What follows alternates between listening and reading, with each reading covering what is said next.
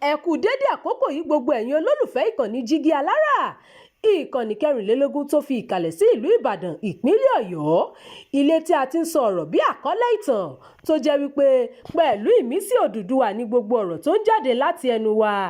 Ẹ̀yin olùgbọ́ wa, a dúpẹ́ fún bí ẹ ṣe ń bá wa lọ. Ojú tẹ́ fi ń fò wá kò ní fọ́, bẹ́ẹ̀ sì ni etí tẹ́ fi ń gbọ́ wa kò ní di tẹ́ náwó sí láéláé. Abdulkareem Nimot ni oníròyìn yín. Èyí ni ìtàn mánigbàgbé ìdí tí ọba aláyé nílẹ̀ Yorùbá kì í ṣe dúró níbi tí wọ́n ti ń pààyàn tàbí fojú rí òkú. Èèwọ̀ ni fún ọba nílẹ̀ Yorùbá láti fojú rí òkú tàbí dúró níbi tí wọ́n ti ń pààyàn. Kì í ṣe pé wọ́n ṣe èèwọ̀ yìí fún wọn, àmọ́ ìṣẹ̀lẹ̀ kan ló wáyé láyé jọ́hun tí èyí fi rí bẹ́ẹ̀. Ìlú Ọ̀yọ́ sì ni ìtàn náà ti wáyé láyé ọba Aláàfin Àjàká tí í ṣe arákùnrin Ṣàngó. Lára àwọn aláàfin tó ti jẹ nílùú Ọ̀yọ́ tí ìtàn kò lè gbàgbé wọn ni Aláàfin Àjàká wà. Gẹ́gẹ́ bí ìwé ìtàn Yorùbá tí àlùfáà Samuel Johnson kọ ní ọ̀pọ̀lọpọ̀ ọdún sẹ́yìn ṣe fi yé wa, ẹ̀ẹ̀mejì ni Aláàfin Àjàká jọba. Inú ìwé náà sì ló ti ṣàlàyé ìdí tó ṣe di èèwọ̀ fún àwọn ọba nílẹ̀ Yorùbá láti fi ojú rí òkú tàbí wà níbi tí wọ́n ti ń pààyàn.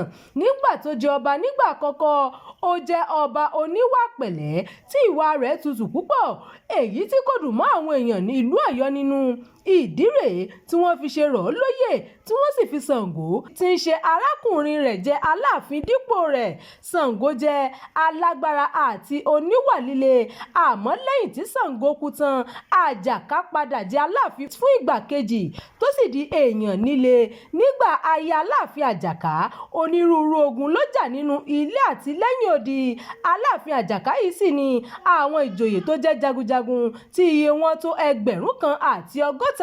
Lára àwọn ìjòyè náà ni a ti rí àwọn ọba ìlú kéréje bíi Oníkòyí, Olúgbọ́n àti Àrẹ̀sà.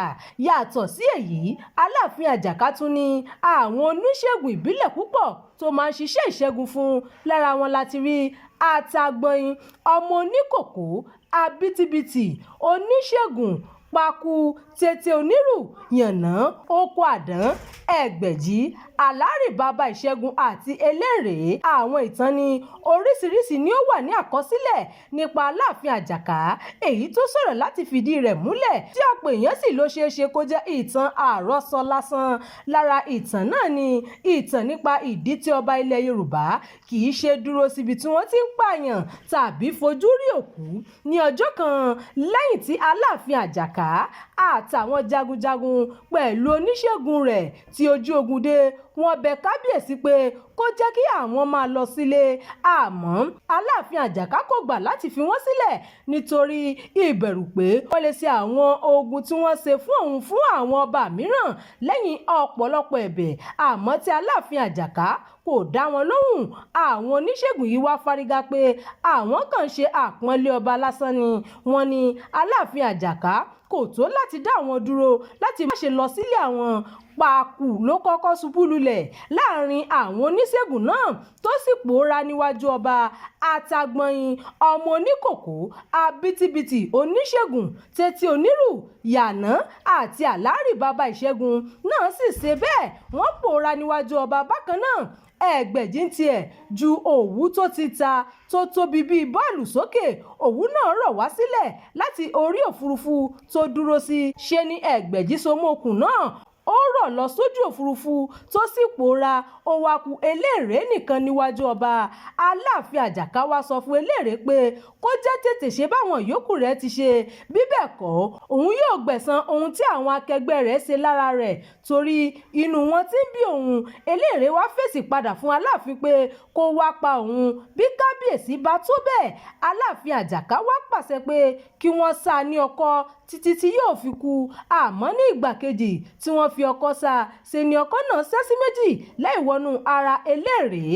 Aláàfin Àjàká tún pàṣẹ pé kí wọ́n fi idà sá a àmọ́ bí wọ́n ṣe ń gbé idà sókè láti sá a ní idà kán sí méjì tí ọwọ́ ẹni tó gbé idà náà sì rọ̀. Ọba tún pàṣẹ pé kí wọ́n yí òkúta ńlá lu eléré kó sì lọ́ọ́ wómúwómú àmọ́ ṣe ni òkúta náà dàbí ìdì òwú lásán lára rẹ̀ tí kò sì tu irun kankan.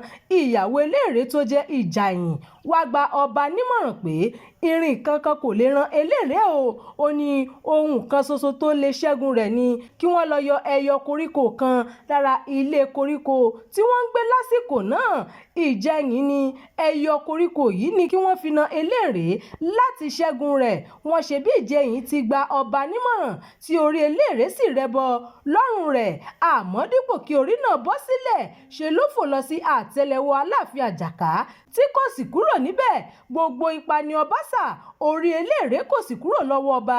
Gbogbo oúnjẹ, omi àti ọtí tí wọ́n bá sì ń gbé wá fún Aláàfin Àjàká, orí eléré ló ń jẹ gbogbo ẹ̀. Nígbà tó pẹ́ díẹ̀, Aláàfin Àjàká ti rùkẹ̀ eegun torí àìrí oúnjẹ jẹ tí ẹ̀mí sì fẹ́ bọ́ lọ́rùn rẹ̀. Wọ́n lọ bẹ gbogbo àwọn oníṣègùn tó wà ní ìlú pé kí wọ́n wá gbé orí eléré àmọ́ bí wọ́n bá ṣe wọlé ní orí eléré yóò ka àwọn èròjà tí wọ́n fi ṣe oògùn wọn. Orí eléré yóò wá bí wọ́n pé ṣé wọ́n rò pé àwọn èròjà ìṣègùn náà lè ran òun bí.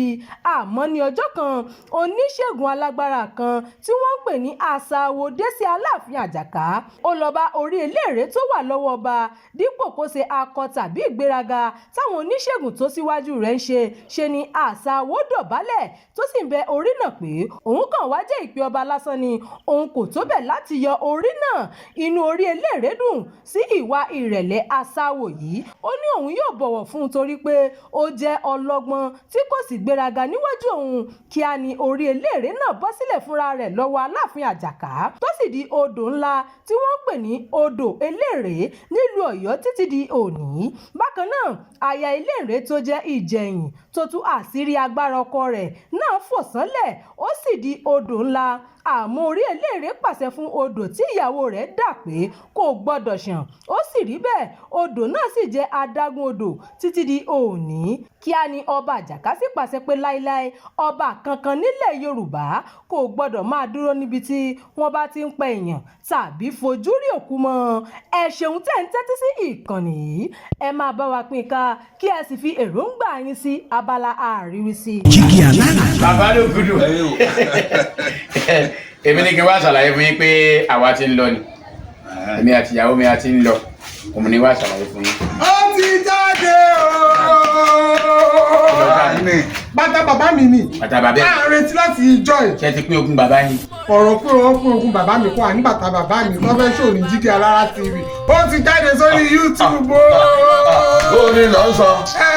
Ṣé ní pọ́n ṣe ní gbogbo ẹ̀ gbogbo aláyé?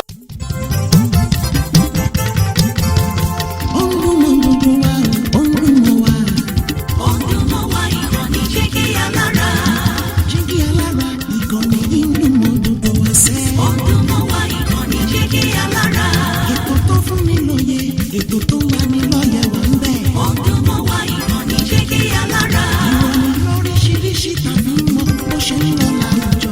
Ọdún mọ́ wá ìkànnì Jígí Alára. Ìkànnì Jígí Alára. Jígí Alára. Jígí Alára.